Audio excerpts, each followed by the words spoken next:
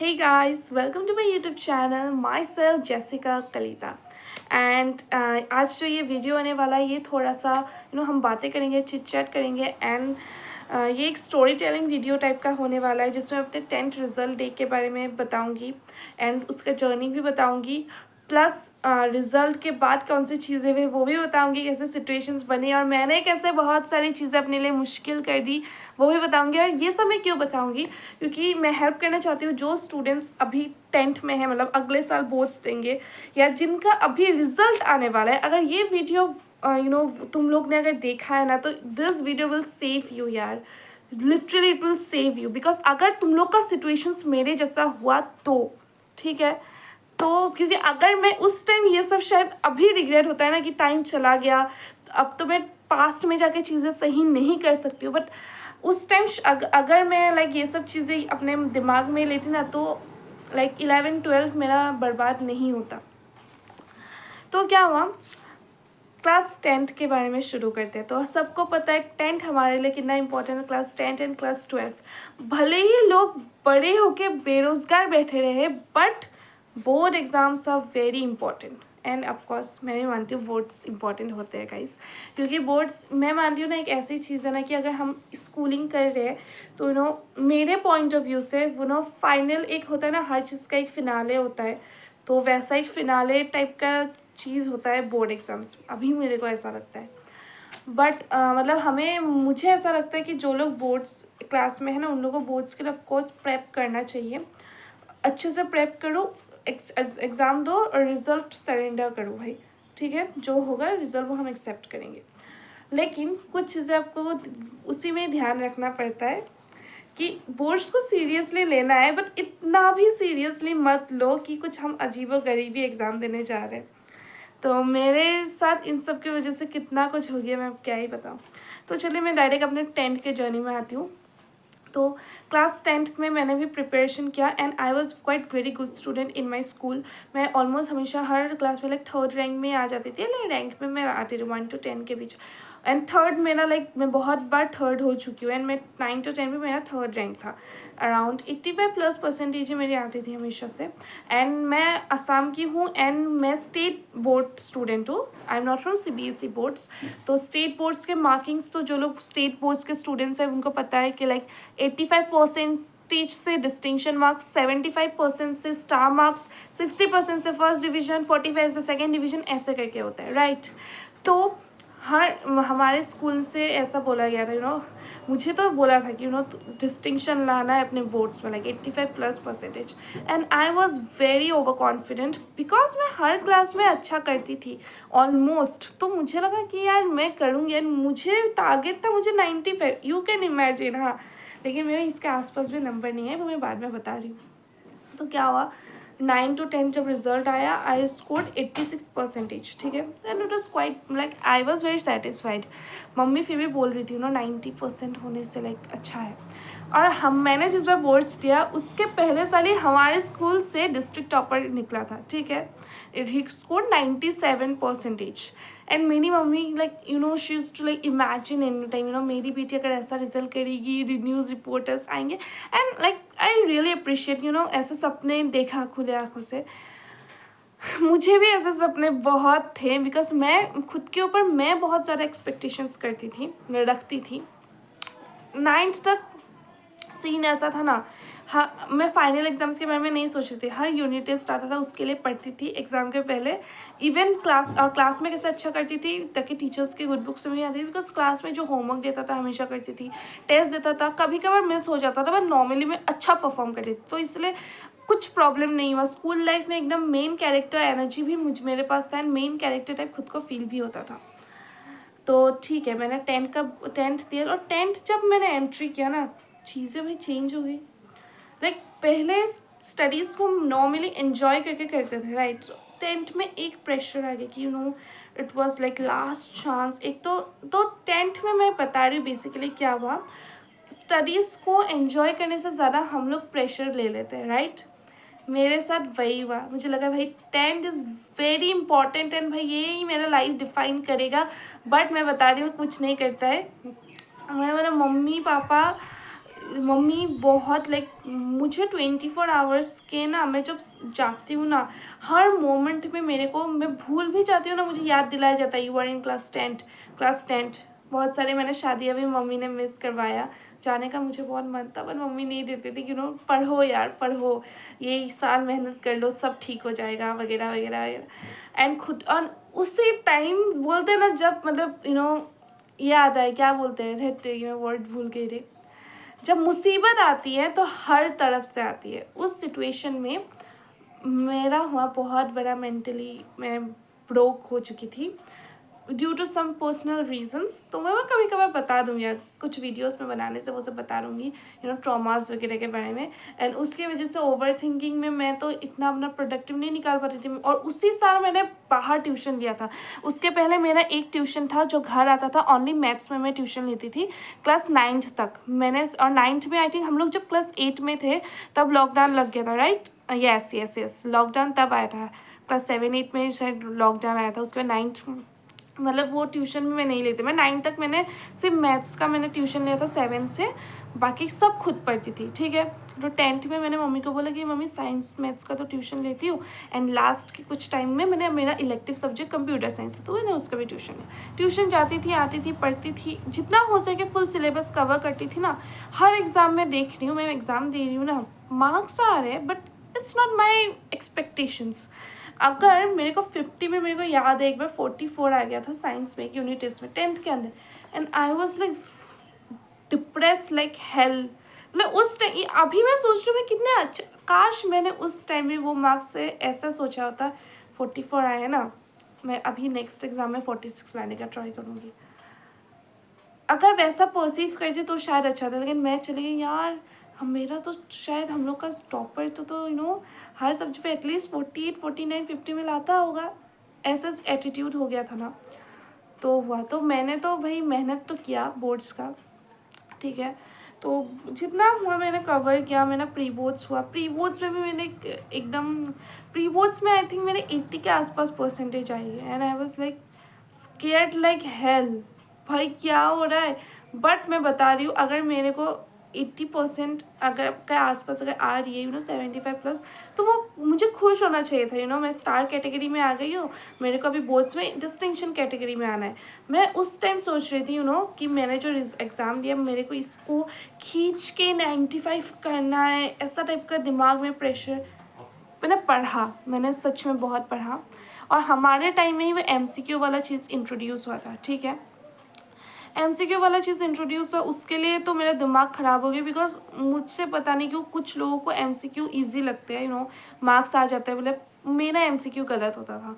मैं ना लिखने वाला पार्ट, इंग्लिश हो, सोशल स्टडीज़ हो, उस टाइम में मैं बहुत अच्छे से लिख पाती, लेकिन लिखने वाला कुछ भी।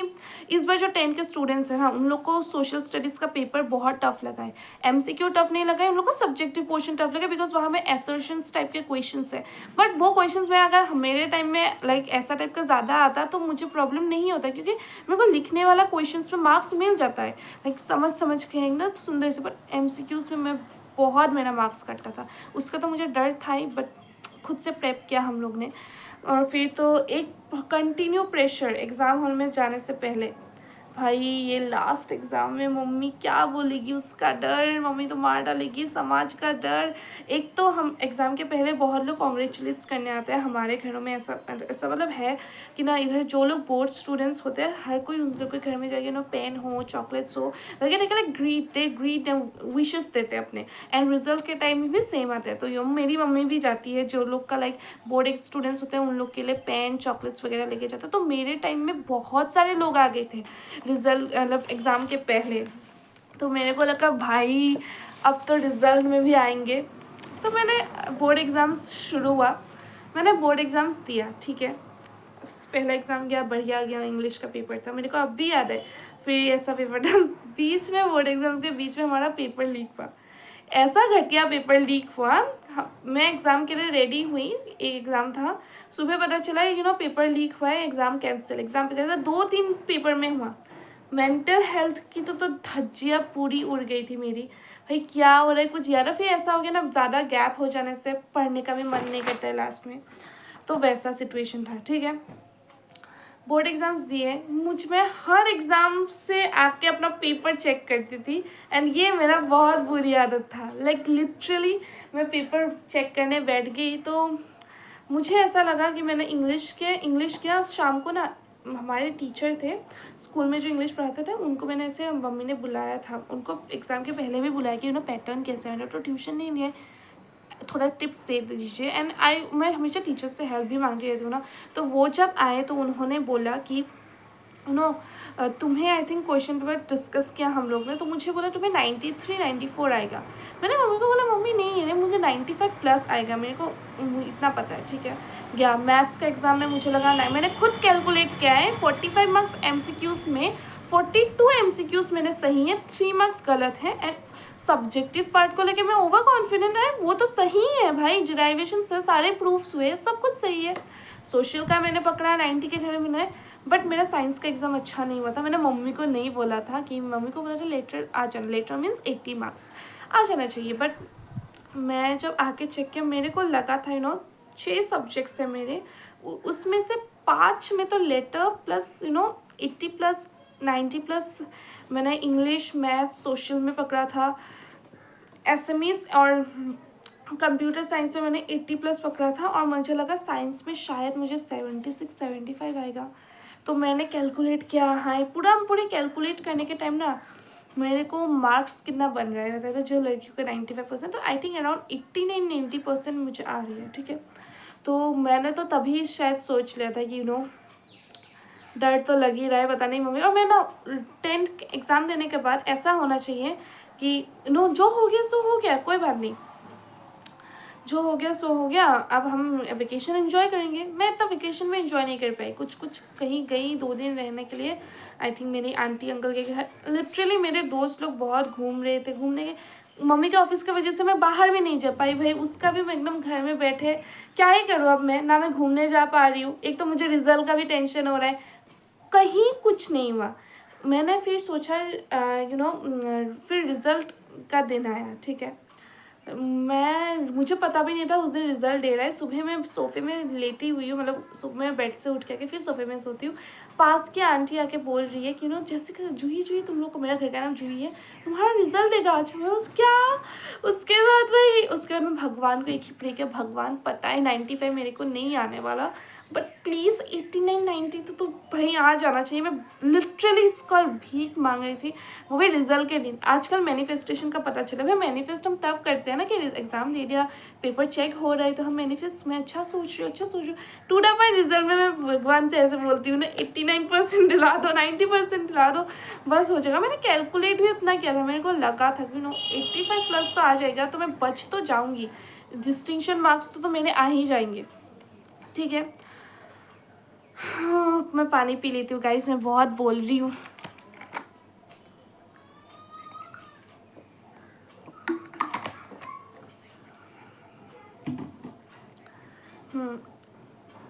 तो क्या हुआ, रिज़ल्ट डे का दिन अभी आता है। मैंने पहले आपको बता दिया सिचुएशंस कैसी है, ताकि आप लोग रिलेट कर पाओ, ठीक है। तो रिज़ल्ट मैंने मम्मी को जब बोला, मम्मी ना रूम का स्पेस निकाल रही है, यही रूम था मैं जिसमें बैठी हुई हूँ, तो सोफ़ा वगैरह साइड के और 3-4 चेयर लगे हुए। बोला मम्मी कौन आने वाला है, मम्मी ने बोला मुझे पता है लोग आने वाले हैं। पापा को बोला मिठाई लेके आओ, मैंने बोला मम्मी रिजल्ट नहीं दिया है तुम मिठाई क्यों ला रही हो। मम्मी ने बोला वैसे भी तू पास तो करेगी, बिकॉज मन ही मन मम्मी को लग ही रहा था कि मैं अभी अच्छा रिजल्ट कर ही लूँगी, पास तो हम हो ही जाएंगे। और ऐसा है ना, एक बार अच्छा है, बिकॉज अगर कोई हमारा रिजल्ट लेने आ रहा है एंड उनको बिठा के मिठाई तो खिलाएंगे, बिकॉज प्रमोटेड तो ऑलमोस्ट हो ही गए, उस बात में ठीक है। बट मुझे भी पता है रिज़ल्ट ख़राब होने से लोगों के सामने कुछ नहीं बोलेंगे, बट बाद में तो समझ लीजिए। और रिज़ल्ट आया, मैंने रोल नंबर खुद चेक नहीं किया अपना रिज़ल्ट, मैंने अपने एक भैया को दिया था, अपने चाचू को भी दे के रखा था, और एक चाचू को दे के रखा था अपना रोल नंबर।